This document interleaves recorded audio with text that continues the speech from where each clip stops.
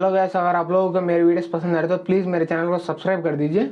और supreme short warrior के इस एपिसोड के स्टार्टिंग में हम देखते हैं कि मूवीवान के हथेली पर एक कट लग चुका होता है। उसे देखने के बाद मूवीवान सोचने लगता है कि ये कैसा हुआ, ये बने की नहीं लगा जब ये कट मुझे लग चुका था। ये देखने के बाद क्वीन भी बोलती है कि यहाँ पर कुछ भी नोकीले चीज नहीं, पर यार हाथ पर वो कट कैसा लग चुका है। तो तभी वहाँ पे कुछ बंदे आ जाते हैं और उनका लीडर में हाथ में एक चाकू होता है और वो बोल रहा होता है कि फाइनली तुम यहाँ पर आ गई, तुम्हारे लिए वेट करता करता पूरी तरह से बोर हो चुका था। अपने चमचे से बोल रहा होता है कि भाइयों, इस बंदे ने ही हमारे साथी को मारा है, तो अब हम इन्हें मारकर हमारा साथी का बदला लेंगे, इसीलिए इन सभी को मार डालो। और ये बोल के वो मूवीवान और किन को अटैक करने के लिए आगे बढ़ने लगते हैं। चमचे चिल्ला रहे होते हैं कि मारो मारो मारो। मूवीवान शॉर्ट फिंगर से अटैक करके उन लोगों को जान से मार डालता है, बोलता है कि ले मार दिया, अब तो तुम खुश हो ना। मूवीवान ये बोल ही रहा होता है, तभी उनके पीछे स्कॉर्पियन हार्ट आ जाता है अटैक करने के लिए, पर मूवीवान को इसका बनक लग जाता है और मूवीवान इसका सर के आर पर करके शॉर्ट फिंगर से उसे जान से मार डालता है।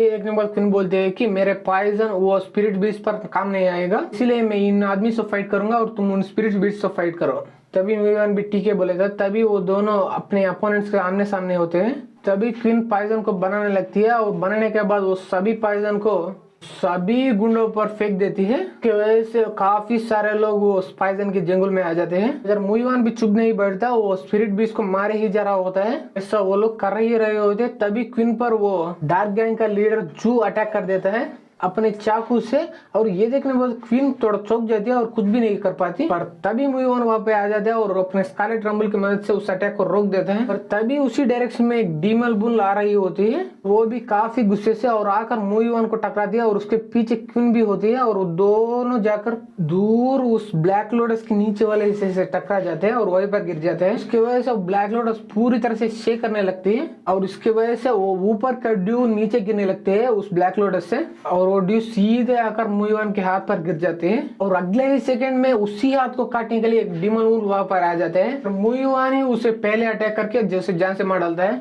और उसके बाद मूवीवान क्वीन से पूछता है कि क्या तुम ठीक हो। तभी क्वीन जवाब देती है कि हाँ मैं ठीक हूँ, पर क्या तुमने नोटिस किया कि वो मास्टर्स हम पर ही अटैक कर रहे हैं और वो डार्क गैंग के लोगों को पूरी तरह से इग्नोर कर रहे हैं। ये सुनने के बाद मूवीवान बोलता है कि हाँ मुझे ऐसा लग रहा है कि वो फॉर्मेशन उन्हीं ने क्रिएट किया, तो उन्होंने कुछ किया होगा उन मास्टर्स उन पर अटैक ना करने के लिए। और मुझे ऐसा लग रहा है कि वो उन लोगों को छोड़ो, पर तुम पर भी उतना नहीं अटैक कर रहे जितना मेरे पर अटैक कर रहे हैं, ऐसा क्यों हो रहा है। तभी वो अपने हाथ पर देख लेता है, वहां पर उस ब्लैक लोटस का ड्यू होता है। तभी वो सोचने लगता है कि एक सेकंड रुको, और तभी वो ब्लू डार्क गैंग के बंदे वो उसका सामने आ जाते हैं और वो मास्टर्स उनके दाएं और बाएं तरफ में आ जाते हैं। वे क्यों बोलती है कि अरे यार वो चारों तरफ से हमें घेर लिया है, पर हम उन गुंडे से और ये मास्टर से दोनों से एक साथ फाइट करेंगे, हमारे जीतने का चांस ना के बराबर है, तो इसीलिए हमें कुछ करना पड़ेगा। अभी मूवीवान एटीट्यूड से कहता है कि तुम्हें चिंता करने की कोई भी जरूरत नहीं है, क्योंकि मेरे पास एक प्लान है। ये बोल के मूवीवान अपने शॉर्ट फिंगर से उस ब्लैक लोटस पर अटैक कर देता है और उसकी वजह से वो बड़ा ब्लैक लोटस टूट जाती है और पूरी तरह से नीचे गिरने लगती है।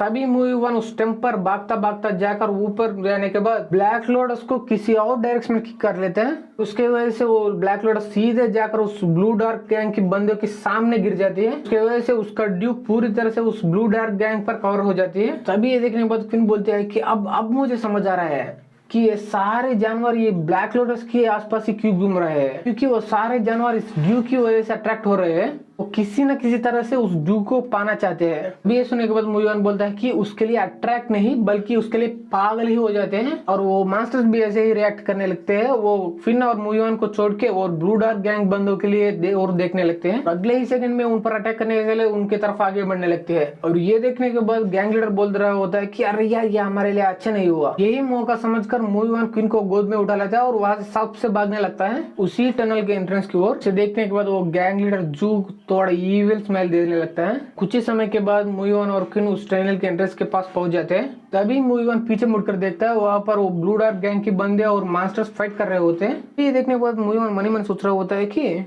लोग मास्टर से फाइट कर रहे हैं, मैं भी ये मानता हूँ, पर में से कम एक बंदा भी हमें रोकने के लिए नहीं आया। मुझे तो थोड़ा गड़बड़ लग रही है। तभी मूवीवान एक डीमन बुल की तरफ देखकर जोर से चिल्लाता है। वो अपना लाल रंग का केप उस डीमन बुल को दिखा देता है। इस वजह से वो डीमन बुल मूवीवान की तरफ काफी गुस्से से बढ़ने लगते हैं। जब वो डीमन बुल मूवीवान के करीब आ जाते तब मूवीवान उनको उठा लेता है और डीमन बुल पे पैर रख के ऊपर उठ जाता है गाँव में। इस वजह से वो डीमन बुल उसी एंट्रेंस में जाती है अगले ही सेकंड में उसके पूरे शरीर पर कट आने लगते हैं, तो ऐसे वो डीमन वो वहीं पर मर जाते हैं। ये देखने के बाद मूवी वन क्वीन को लेके उसी टनल में जाता है और बोलता है कि तो अब यहाँ पर ट्रैप नहीं है, तो इसलिए हम आसानी से जाएंगे। सारी चीज देखने के बाद वो ब्लू डार्क गैंग के लीडर गुस्से से कह रहा होता है कि वो उस ट्रैप में नहीं फंस गए, वो यहाँ पर आकर हम लोगों को भी मारकर और हमारे पूरे सीक्रेट्स को जानकर यहाँ से इतना आसानी से भाग जाएंगे। ना मुन्ना ना, मैं ऐसा नहीं होने दूंगा।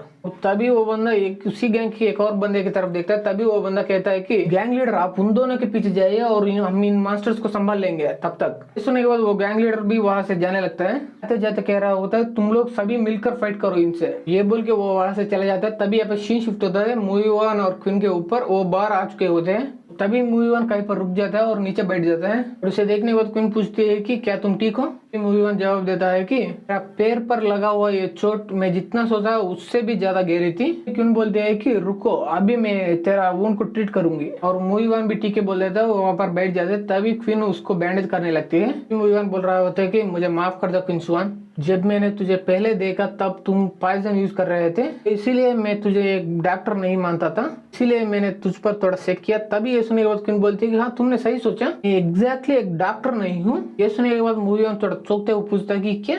तभी ये सुनने के बाद क्वीन बोलती है कि हाँ तुमने सही सुना, क्योंकि इस दुनिया ये बिलीव करने लगती है कि डॉक्टर्स लोगों की जान बचाते हैं, उनकी बीमारी को ठीक करते हैं। मेरा मास्टर उन सभी चीजों में नहीं ध्यान देते थे, वो एक ही चीज के पीछे भागते थे, उसी चीज अपने पूरी जिंदगी का लक्ष्य बनाया है। वो ये है कि ड्रग्स और दवाइयों का लिमिट कैसे बढ़ा दिया जाए और उनको कैसा अच्छा और बेहतर बनाया जाए। उन्होंने अपने बचपन में ही प्रतिज्ञा ली कि वो सभी ड्रग्स को और दवाइयों को बनाना जान लेंगे और उन्हें बेहतर भी करना सीख लेंगे, और वो इन सारी ड्रग्स और दवाइयों के साथ जहर का भी इम्प्रूव करना सीख लेते। इसीलिए मेरा मास्टर्स को ये दुनिया एक बुरी इंसान की तरफ देखने लगती थी। मैं उन्हीं का डिसिपल हूँ, तो इसीलिए मुझे भी तुम ईविल समझ सकते हो। अभी ये सुनने के बाद मूवी वन बोलता है कि तुम उसे ईविल कैसे कह सकते हो, हर दवाई लेने से उसका साइड इफेक्ट भी होता है, और अगर दवाई एक्सपायर हो जाते हैं और उनको लेने के बाद वो बॉडी को हार्म भी करती है, और तुम्हारे मास्टर्स उसी तरह का ड्रग्स और दवाइयों का इम्प्रूव करके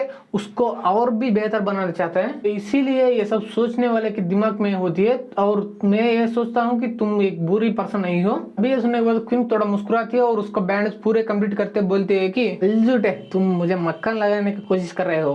अभी सुनने के बाद मूवी वन बोल रहा होता है नहीं नहीं नहीं, मैं तुझे मक्खन लगाने की नहीं कोशिश कर रहा हूँ, मैं तुझे सच बोल रहा हूँ। दो लोग ये बात कर ही रहे होते, तभी वहाँ पे वो गैंग लीडर आ जाता है और चिल्लाता है कि वहाँ पर हमारा ब्लू डार्क गैंग के बंदे मर रहे हैं उन मास्टर्स के हाथ में तेरी ही वजह से, और तुम यहाँ पर रोमांस कर रहे हो इसके साथ। तेरे माँ का आज तुम या मैं एक ही जिंदा बचेंगे। इसी के साथ हमारी ये वीडियो यहीं पर खत्म हो जाती है। वीडियो अच्छी लगी तो लाइक कर दे, सब्सक्राइब कर दे, शेयर कर दे, and thanks for watching guys.